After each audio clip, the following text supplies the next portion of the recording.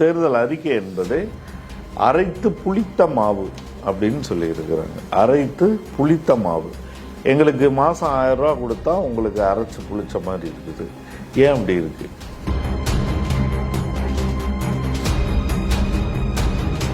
இவங்களுக்கு அம்பானி கடன் தள்ளுபடி பண்ணலாம், அதானி கடன் தள்ளுபடி பண்ணலாம்.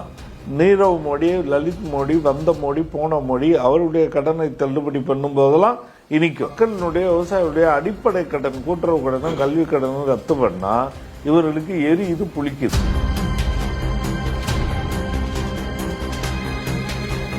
ஆளுநருக்கு இப்படிப்பட்ட இந்த சில்லறத்தனமான அதிகாரம் கொடுக்கக்கூடிய அந்த 361வது பிரிவை நீக்கணும்னு சொல்ற கோரிக்கையும் மிகச் சரியானது.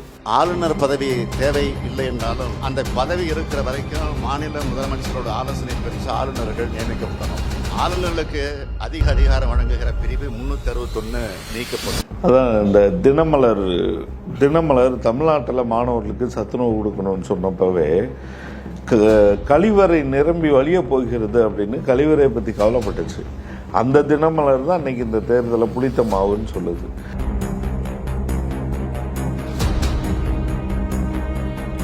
நான் ஏற்கனவே மனநோயாளின்னு சொன்னேன்னா, மனநோயாளின்னு சொல்றதை தவிர வேற என்ன வார்த்தை இருக்கு? அதுக்கு பேர் ஒரு அரசியல், இதுக்கு ஒரு பத்திரிக்கை, இதுக்கு ஒரு விமர்சனம்.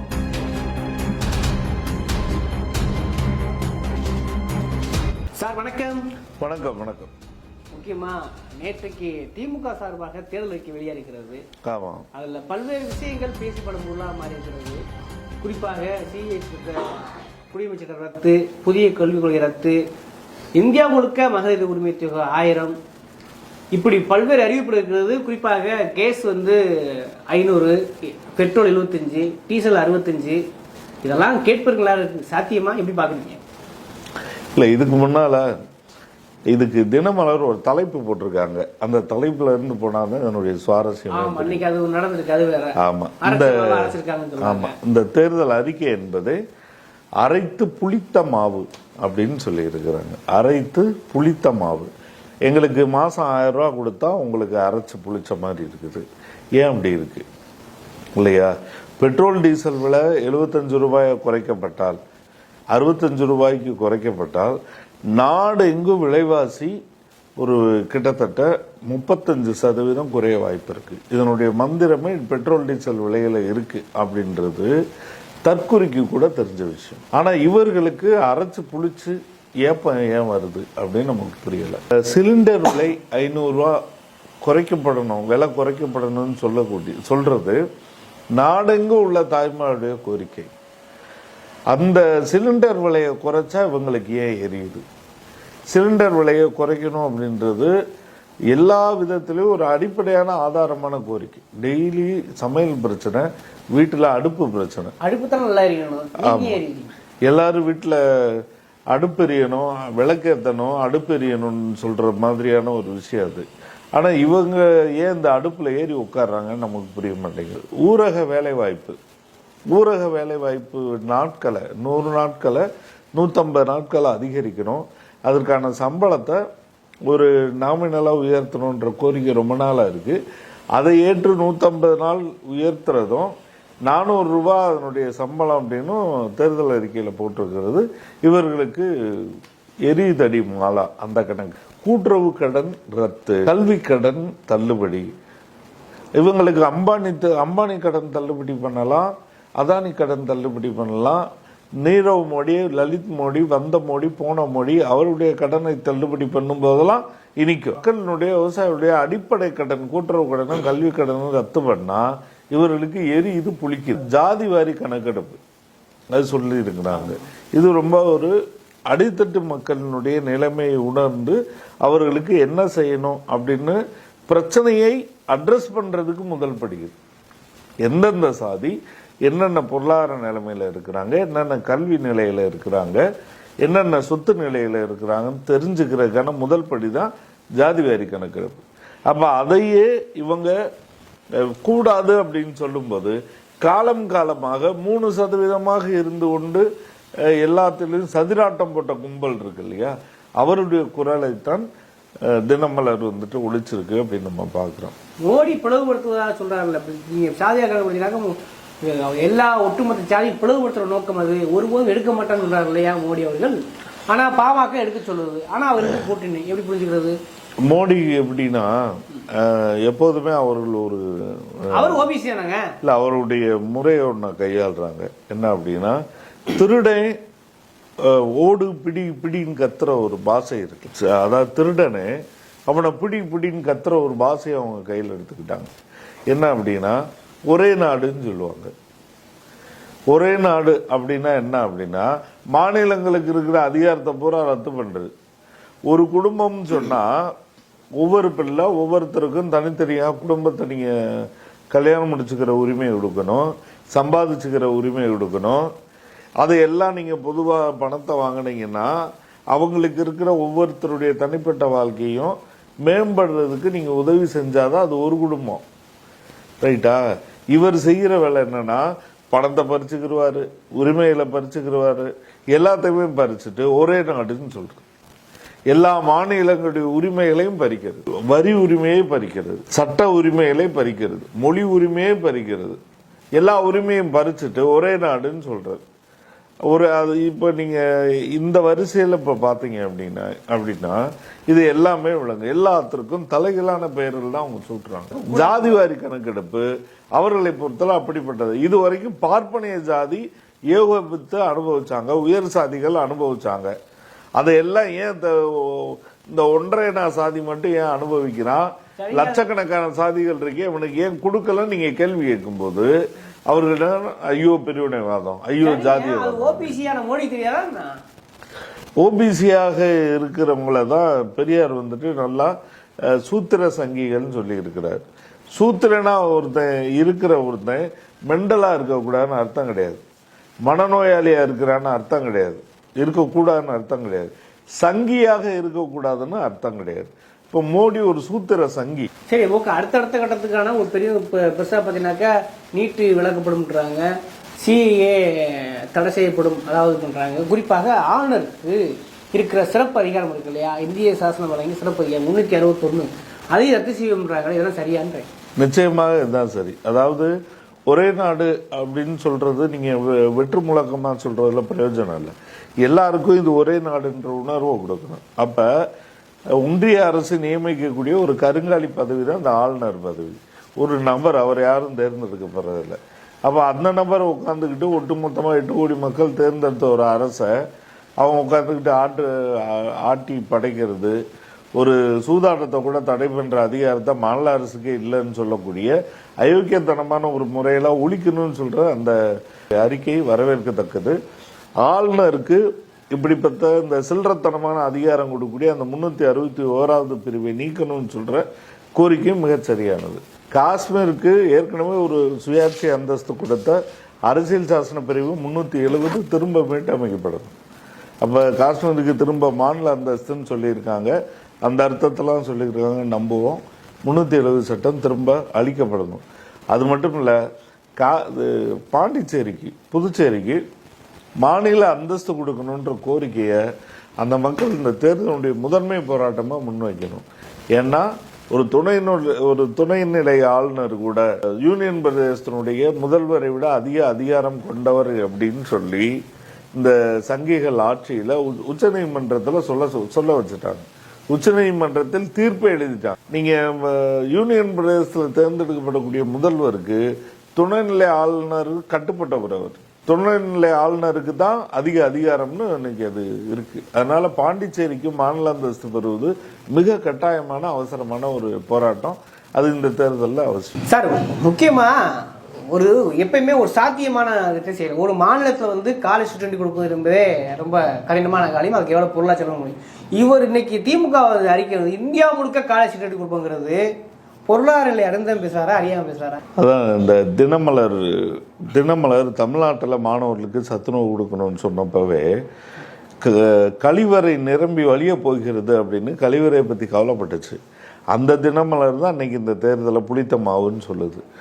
இவர்களுக்கு தமிழ்நாட்டு மாணவர்களுக்கு சிற்றுண்டி கொடுத்தாலே கழிவறையில் பொங்கி வர்ற மலம்தான் அவங்களுக்கு ஞாபகம் வருது இந்த தினமலத்துக்கு அப்படின்னு சொன்னா, நாடெங்கும் உள்ள மாணவர்களுக்கு காலையில் சிற்றுண்டி கொடுக்கணும்னு சொல்லும்போது இவங்களுக்கு மலை குளியல் தான் ஞாபகம் வரும். ஏன்னா நாடெங்கும் உள்ள மாணவர்களுக்கு சத்துணவு கொடுக்குறோம். தமிழ்நாட்டில் கொடுத்தாலே இவர்களுக்கு கழிவறை பொங்கி வரணும் போது நாடெங்கும் கொடுத்தா கழிவறை குளியல் மழையா பெய்யும். தினமலர் மேல மழையா பெய்யுது. ஆமா அப்படி பேசலாமா? ஆமா, அவ்வளோ ஆபத்து தினமலருக்கு வந்துருச்சு அப்படின்றத எச்சரிக்கையா சொல்ல. நீங்க ஒரு பிள்ளைய காலை உணவு சாப்பிட்றத பத்தி பொறாமப்படுற ஒரு மனநிலை, ஏழை பிள்ளைகள் சாப்பிட்றத வக்கிரமாக சித்தரிக்கக்கூடிய ஒரு மனநிலை உள்ள ஒரு கும்பலை, நான் ஏற்கனவே மனநோயாளின்னு சொன்னேன்னா, மனநோயாளின்னு சொல்கிறத தவிர வேற என்ன வார்த்தை இருக்குது? அதுக்கு பேர் ஒரு அரசியல், இதுக்கு ஒரு பத்திரிக்கை, இதுக்கு ஒரு விமர்சனம், ரைட்டா? எப்படிப்பட்ட ஒரு அரசியல் இங்கே போய்கிட்டு இருக்குன்றது இதெல்லாம் உதாரணம். இதுதான் வலதுசாரி அரசியல்னு சொல்கிறோம். இந்த வலதுசாரி மேட்டுக்கூடிய அரசியல் எவ்வளவு கேவலமானது, கீழ்த்தரமானது, அயோக்கியமானது, மக்கள் விரோதமானது அப்படின்றதுக்கு இது ஒரு ரொம்ப தெளிவான உதாரணம்.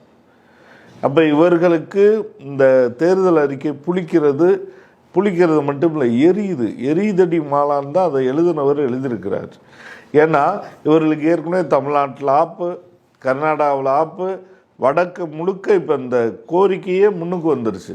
இதை தவிர்க்க இயலாமல் இன்னைக்கு பாஜகக்காரர்களே அவர்களுடைய கட்சியில் மத்திய பிரதேசலையும் ராஜஸ்தான்லேயும் இலவசங்கள் அறிவிக்க வேண்டிய நெருக்கடிக்கு வந்துட்டான். அப்படி இருக்கும்போதும் திரும்ப இந்த தினமலர் தன்னுடைய விஷத்தை கக்குது, தன்னுடைய மலத்தை வாந்தி எடுக்குது. அது அப்போ இந்த சூழ்நிலையை தான் நம்ம பார்க்குறோம். அதனால் இந்த தேர்தல் அறிக்கை வரவேற்கத்தக்க ஒன்றா இருக்குது அப்படின்றதுக்கும், இது மிகச்சிறந்த ஒரு பாராட்டு பத்திரத்தை பெற்றிருக்கு அப்படின்றதுக்கும் தினமலர் கக்கிய நஞ்சைத்தான் உதாரணமாக எடுத்துக்கிறது. இல்லை, அதே மாதிரி நாடு முழுக்க உச்சநீதிமன்றத்தை கூட சென்னை கொண்டு வரும்ன்றாங்க, குறிப்பாக மதுரைக்கு கூட ஐஐடியை கொண்டு வரும்ன்றாங்க. சாத்தியமா என்ன?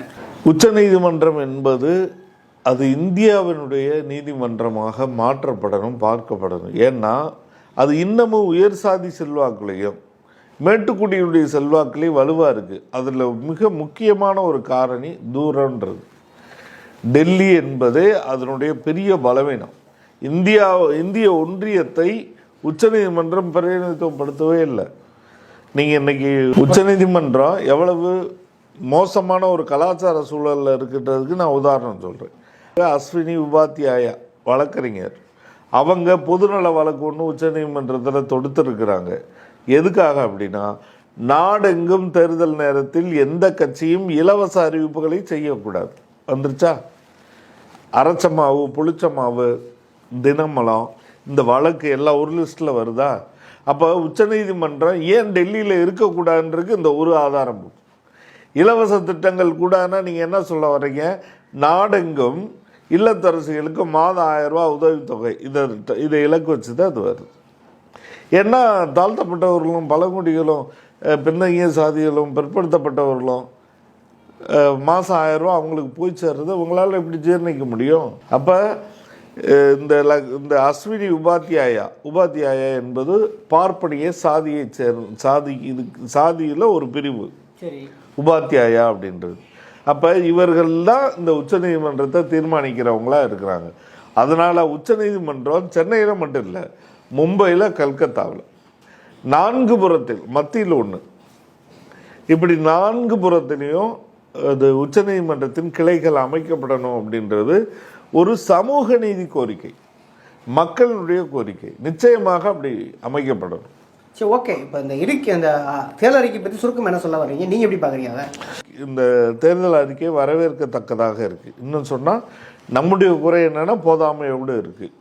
இன்னும் இது நிறைய விஷயங்களை இது உள்ளடக்கி சிறப்பாக முன்னுக்கு வரணும், தெளிவாக ஜிஎஸ்டியில் திருத்தம் கொண்டு வரணும் அப்படின்னு சொல்லியிருக்கிறாங்க. ஜிஎஸ்டியவே ரத்து பண்ணிட்டு பழைய பேட்டர்னில் திருத்தங்களை கொண்டு வந்து இதை ஒழுங்கமைக்கணும் அப்படின்றது தான். ஏன்னா இந்தியாவினுடைய அமைப்பு முறையே ஒன்றியம் என்கிற ஒரு மைய தேசம் ஒன்று கிடையாது. இதில் மைய தேசம் ஒன்று கிடையாது. அதனால் இதில் 33% வரியை மாநிலங்களுக்கு திரும்ப கொடுக்கணும்னு சொல்லியிருக்கிறாங்க. அப்படி இல்லை, 70% மாநிலத்துக்கு தான் வேணும். அந்தந்த மாநிலம் அதனுடைய வளர்ச்சியில் 70% திரும்ப பெறதான் ஒரு நியாயம். அப்போ அது என்னென்னா, நீங்கள் இந்த ஜிஎஸ்டி முறையை முதல்ல ஒழிக்கணும். ஒன்றிய அரசமைப்பு முறையே முதல்ல அடிப்படையில் தப்பு. 30 தேசங்கள் இருக்கிற இடத்துல அரசியல் சட்டம் 263 படி ஏற்கனவே மாநில முதல்வருடைய கவுன்சில் அமைக்கணும்னு சட்ட திருத்தமே இருக்கு. சக்காரியா சீர்திருத்தங்களில் முன்மொழியப்பட்டு சட்டமாக்கப்பட்டு சும்மா கிடக்கு. அப்போ இது உண்மையிலேயே இந்த பாராளுமன்றம் எப்படி மாற்றி அமைக்கப்பட வேண்டியதாக இருக்கணும்னா, இந்த ராஜ்யசபை என்பது எம்பிக்களை நியமன எம்பிக்களை போட்டு அது இருக்கிற முறையை கலைச்சிட்டு இந்த ராஜ்யசபை என்பது இந்த அரசியல் சாசனம் 263 படி மாநில முதல்வர்களுடைய ராஜ்யசபாவாக மாற்றப்படும். மாநில முதல்வருடைய கவுன்சிலாக அது மாற்றப்படும். அப்போ தான் மாநில அது ஒன்றிய அளவில் ஒரு சமத்துவமான திட்டங்களை நோக்கி இது போக முடியும். அந்த மாதிரி அதே மாதிரி மொழி உரிமையை பற்றி பேசியிருக்கு. நீட் தேர்வு ரத்து செய்யப்படும்னு சொல்லியிருக்கு. திருக்குறள் தேசிய மொழி. இதில் மிக மகிழ்ச்சியான ரொம்ப ஒரு தெளிவான ஒரு விஷயம் என்ன அப்படின்னா, இந்த ஆரிய பார்ப்பனியம் தொடர்ந்து இந்திய ஒன்றிய மக்கள் மேலே தாக்குதல் தொடுக்கக்கூடிய கலாச்சார மேலாதிக்கத்துக்கு முற்றுப்புள்ளி வைக்கிற மாதிரி ஒரு பணியை சிறந்து செய்த கால்டுவெல் அவருடைய பெயரில் திராவிட மொழிகள் ஒரு சகோதர மொழி குடும்பமாக இருக்கு. இது பார்ப்பனிய ஆரிய சமஸ்கிருதத்திற்கு முந்தியது மூத்தது என்ற திராவிட மொழிகளின் ஒப்பிலக்கணத்தை எழுதி நிரூபித்த கால்டுவெல் அவர்களின் பெயரில் மொழி ஆராய்ச்சி மையம் அறிவிப்போம் அப்படின்னு சொல்லியிருக்கிறாங்க. இது வரலாற்று ரீதியானது. இந்த அறிவிப்பு வரவேற்கத்தக்கது. அவர் பெயரில் கால்டுவெல் பெயரில் ஒரு மொழி ஆராய்ச்சி மையம் நிச்சயமாக அமைக்கப்படணும் அப்படின்றது மிக வரவேற்கத்தக்க கோரிக்கை. அப்போ இந்த மாதிரி விஷயங்கள்லாம் கூட தேசிய கண்ணோட்டத்தோடு கவனம் செலுத்தணும். எல்லா அரசு பணிகளிலையும் அந்தந்த தேச மொழிகள் பயன்படுத்தப்படணும். அரசு நிர்வாகத்தில் அந்தந்த தேச மொழிகள் பயன்படுத்தப்படன்றதில் இதில் கோரிக்கையை சொல்லியிருக்கிறாங்க. இதெல்லாம் வரவேற்கத்தக்க விஷயமாக தான் பார்க்குறோம். மிக முக்கியமாக மாநில சுயாட்சி வழங்கப்பட வேண்டும் அப்படின்றத கோரிக்கையாக முன் வச்சிருக்கிறாங்க. அது கோரிக்கையாக மட்டும் இல்லை, இன்னும் சில ஒரு சட்ட மாதிரிகளை முன்மொழிஞ்சு ரொம்ப நடைமுறை சாத்தியமான வகையில் அதற்கான கோரிக்கைகள் வைக்கணும். உதாரணத்துக்கு உச்ச நீதிமன்றத்திற்கு கிளைகள் வேணுன்ற மாதிரி, அதே மாதிரி தூதரகத்தினுடைய கிளைகள் எல்லைப்புறங்களில் இருக்கக்கூடிய எல்லா மாநிலங்களையும் தூதரக கிளைகள் அமைக்கப்படணும். இப்படி பல்வேறு விஷயங்களை தூதரை தமிழ்நாட்டுக்கு ஒரு தூதர் வேணும். ஏன்னா இலங்கையோடு ரொம்ப நெருக்கமாக இருக்குது. இங்கே நிறைய வெளிநாட்டு பிரச்சனைகள் நடக்குது. மீனவர்கள் கொல்லப்படுவது நடக்குது. இங்கே எல்லாம் தமிழ்நாட்டிற்கு ஒரு ஒன்றிய சிறப்பு தூதர் ஒருத்தர் இருக்கணும். அவர் ஒன்றிய தூதரகத்தோடு தொடர்புடையவராக இருக்கணும். இப்படியான கோரிக்கைகளோடு தன்னாட்சி என்பது நடைமுறைப்படுத்தப்படக்கூடிய சட்ட பிரிவுகளோடு, வேலை பிரிவுகளோடு, பதவி பிரிவுகளோடு ஒருங்கிணைக்கப்படணும் அப்படின்றத நம்ம கோரிக்கையாக முன் வச்சுக்கோம். ஓகே, நன்றி சார். நன்றிங்க. நன்றி.